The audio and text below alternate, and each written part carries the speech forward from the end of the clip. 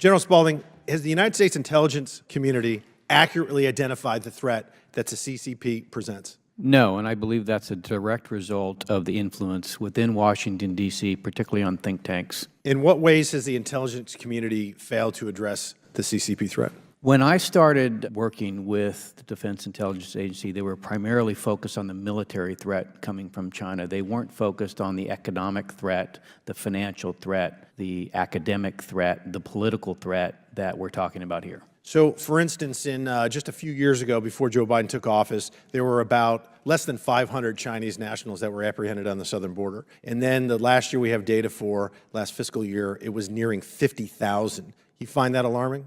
Terrifying. Do you think every one of those folks is just looking for a better life, or are there some sleeper agents looking to do us harm if we ever got into a hot war with China? I think both of those situations exist, but I also think that the Chinese Communist Party is opportunistic, and it has conditioned the Chinese citizens to believe that they must do what the Chinese Communist Party asks. So every Chinese citizen that comes into the country, by law, is a Chinese agent of the Chinese Communist Party.